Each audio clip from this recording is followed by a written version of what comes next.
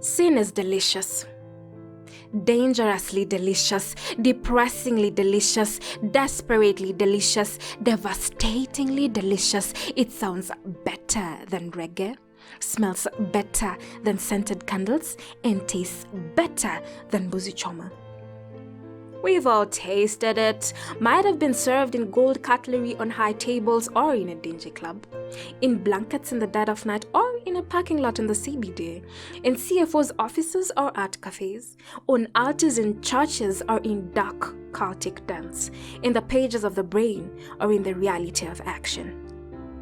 Sin whispers the loudest. It calls you by your name. You swear you haven't seen it before, but before you convince yourself of that lie, it lies to you instead.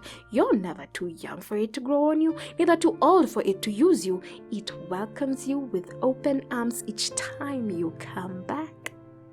Sin is always open to an open relationship in the public eye, but greatly prefers to keep things low-key. It's just the two of you. That's how it should be, right?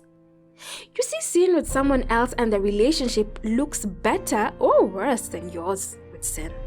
Seeing them together enrages you, especially when you think of what they've been doing. I mean, who does that? Sin and him, her and sin? That's so sinful. You and sin surely never went that far. Taking on the role of Jesus, you decide they are not gonna hitch a ride to the Golden City. Remember how you took the plunge and got baptized?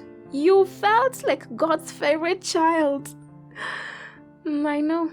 But nobody told you that she was gonna take more than water to cleanse your sin-sick soul, because sin is delicious, dangerously delicious, depressingly delicious, desperately delicious, devastatingly delicious. It sounds better than reggae, smells better than scented candles, and tastes better than buzi choma.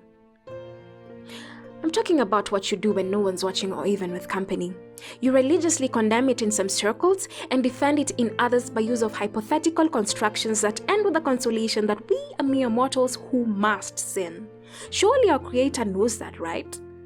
The sin gets you super thrilled but crushed. It's taken you on a guilt trip so many times. You know every bump and every corner of that familiar road. The roadblock screams stop, but not today for you. Because the feeling you feel in that very moment with sin is surely priceless, isn't it? You felt high, you felt powerful, you felt in control, you felt yourself get lost in pure bliss. You begrudgingly indulged before, but now you willingly and repeatedly plunge into it because sin, loves you, comes you, touches you, stays when everyone leaves you, gets you when nobody else does, including yourself, Sin gets you home, but not right.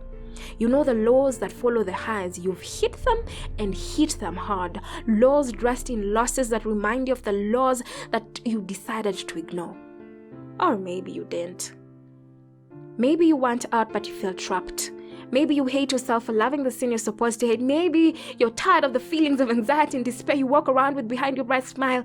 Maybe you feel dirty and undeserving of anything good. Maybe you're tired of breaking every vow you've ever made to yourself and your God. Or maybe, just maybe, your conscience finally went silent. Maybe someday that silence will be loud enough for you to hear the sounds of your self-destruction. Maybe before sin breaks you completely, before you crash and burn, before you die in sin, you will see the sense in living sin. Or maybe not.